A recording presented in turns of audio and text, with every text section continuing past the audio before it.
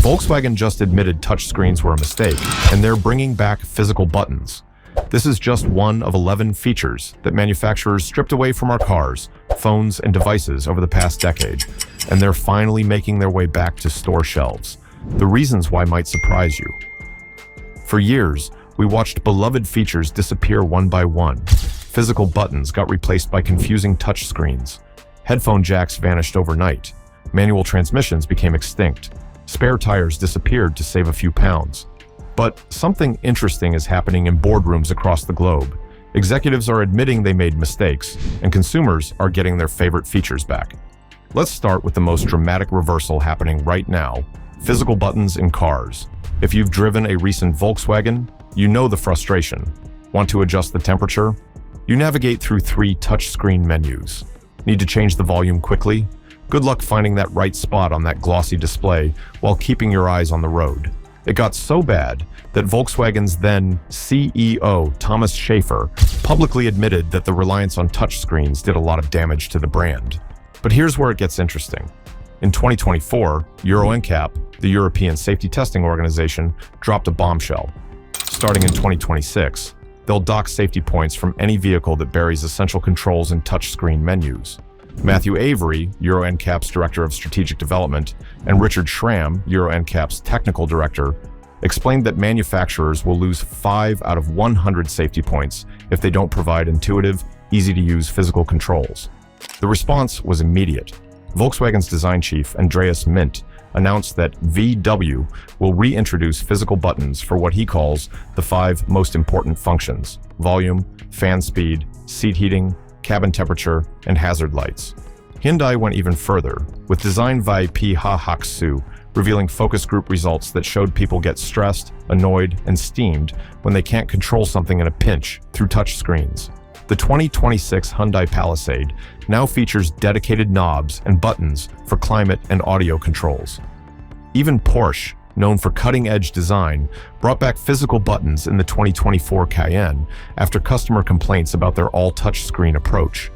This shift costs money, an estimated $10 to $20 per vehicle for additional physical controls, but automakers are discovering that customer satisfaction and safety ratings matter more than saving a few bucks. Speaking of reversals, let's talk about something that's about to shake up the entire smartphone industry: removable batteries.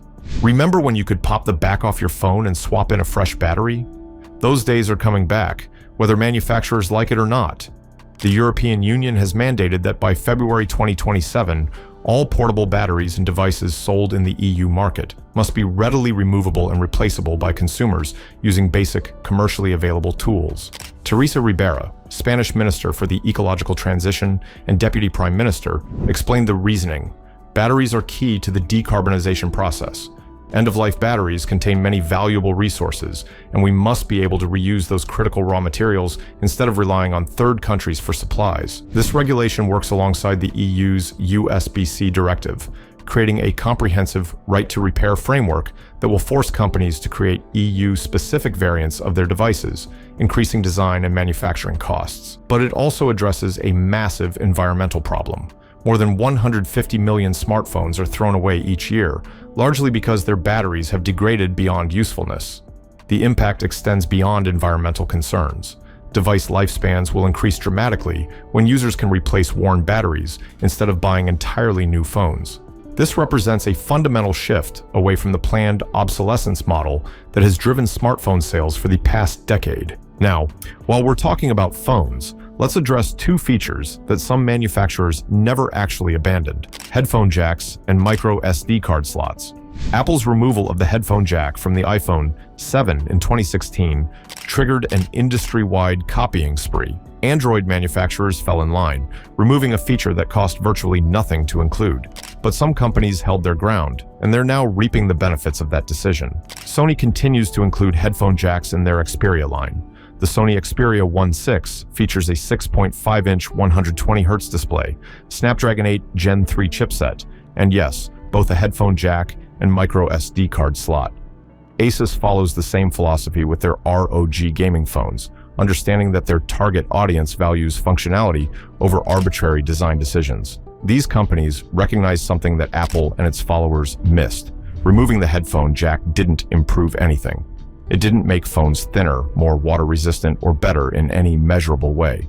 It simply forced consumers to buy additional accessories or deal with the inconvenience of dongles. The same logic applies to micro SD card slots. While flagship phones push users toward expensive storage upgrades, budget and mid-range devices are bringing back expandable storage. Samsung's A series maintains micro SD support, acknowledging that not everyone wants to pay premium prices for internal storage. Let's shift gears and talk about something that makes enthusiasts' hearts race: the return of manual transmissions and V8 engines. Manual transmissions now represent just 1.7% of new car sales, up from less than 1% in 2021. Those numbers might seem tiny, but they're meaningful. When Toyota finally offered a manual transmission option in the 2023 Supra, 65% of buyers chose it over the automatic. That's not a statistical error, that's proof of pent-up demand. The manual transmission offers something that no automatic can replicate: complete control over the driving experience. Beyond the emotional connection,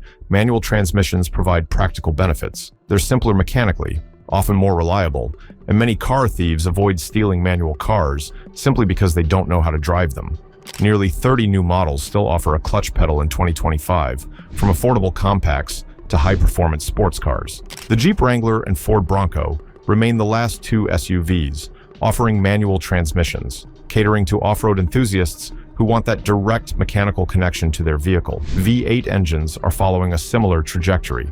After years of downsizing and electrification pressure, V8s are staging a comeback. Stellantis executive Tim Kuniskis perfectly captured the sentiment when he said, "Ram screwed up when we dropped the Hemi. At the end of each month, we count sales to customers, not to statisticians or ideologues." Ram announced that the V8 Hemi will return as an upgrade option, with over 10,000 Hemi trucks pre-ordered within 24 hours of the announcement, anticipating regulatory changes under the Trump administration.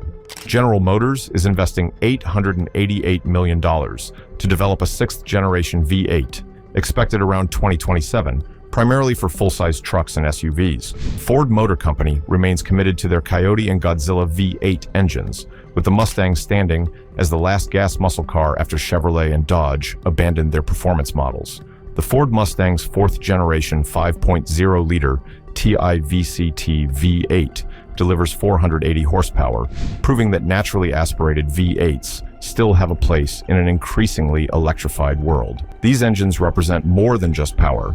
They're cultural touchstones for American automotive heritage. Now, let's discuss a feature whose removal created safety concerns: AM radio. This might seem like an outdated technology, but AM radio serves a critical function in emergency communications. Nielsen reports that AM/FM signals reach 92% of Americans, with almost 50 million people listening to AM radio.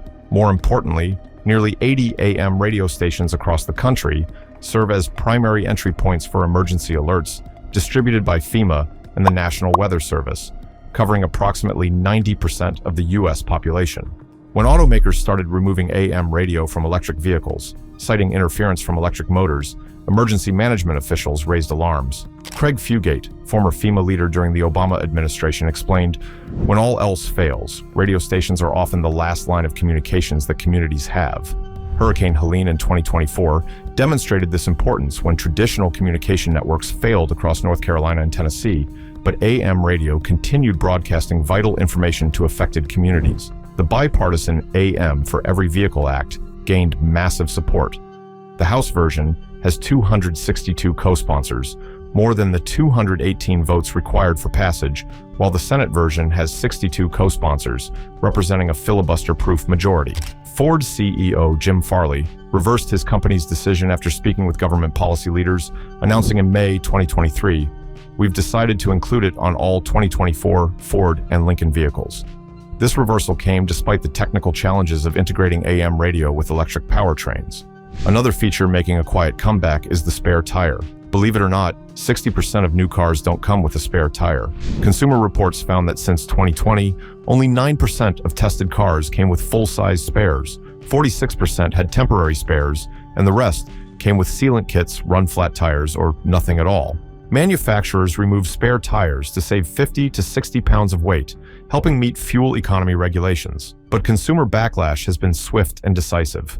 Getting stranded with a tire sealant kit that can't handle sidewall damage or large punctures creates genuine safety concerns, especially in remote areas. Some manufacturers are quietly bringing back spare tires in response to customer complaints and dealer feedback. The weight penalty is minimal compared to the peace of mind that a real spare tire provides. The broader trend here extends to right-to-repair features across all consumer electronics. EU regulations are forcing manufacturers to design products that consumers can actually fix. This includes not just removable batteries, but also access to repair manuals, availability of spare parts, and design choices that prioritize repairability over planned obsolescence. This regulatory pressure is creating a fundamental shift in product design philosophy. Instead of designing products to be replaced every few years, manufacturers must now consider the entire life cycle of their devices. This benefits consumers through lower long-term costs and reduced environmental impact. The return of dedicated volume and HVAC knobs deserves special mention. These controls represent the intersection of safety, usability, and common sense. V. Billigare, Swedish automotive magazine, demonstrated that touchscreen functions take significantly longer to operate than physical controls. When you're driving at highway speeds, those extra seconds of distraction can mean the difference between safety and disaster. There's a reason airplane cockpits aren't giant touchscreen computers. Critical functions require immediate, tactile access. Until we reach full automotive autonomy, physical switches and buttons remain essential safety features. What's driving all these reversals? The answer lies in the gap between what manufacturers thought consumers wanted and what they actually needed. The past decade saw a rush toward perceived technological advancement: touchscreens, sealed batteries, wireless everything. But real-world usage revealed the flaws in these approaches. Touchscreens are impressive in showrooms, but frustrating in daily use. Sealed batteries reduce repair costs during warranty periods, but create environmental waste and customer frustration afterward. The removal of headphone jacks solved no real problems while creating new ones. Consumer feedback, safety concerns, and regulatory pressure are now forcing a more balanced approach. The pendulum is swinging back toward functionality over form, practicality over perceived innovation. The cost implications vary by industry. Adding physical buttons to cars increases production costs by $10 to $20 per vehicle, but improves safety ratings and customer satisfaction. EU battery regulations will increase smartphone manufacturing costs, but extend device lifespans and reduce environmental impact. These trade-offs reflect a maturing understanding of value creation. Looking ahead, we can expect more reversals, as manufacturers realize that removing useful features rarely improves products. The most successful companies will be those that resist the urge to follow trends blindly and instead focus on what genuinely benefits their customers. The lesson here isn't that all new technology is bad or that change should be resisted. Rather, it's that innovation should solve real problems, not create new ones for the sake of appearing modern. Sometimes the best path forward involves bringing back what worked in the first place. These 11 features, physical buttons, removable batteries, headphone jacks, micro SD slots, V8 engines, manual transmissions, AM radio, spare tires, repair accessibility, climate controls, and dedicated knobs, represent more than just product specifications. They're proof that consumer voices matter, that safety trumps style, and that sometimes the old ways were actually the right ways all along. If you want a couple of genuinely useful upgrades after watching this, I'll link them below. A front and rear dash cam is one of those things you hope you never need, until you do. And a good OBD2 scanner lets you see why a warning light is on before you pay someone just to plug a reader in. Also worth having, a portable tire inflator, a jump starter, and a solid phone mount with a fast USB-C charger. Simple stuff that makes day-to-day driving easier.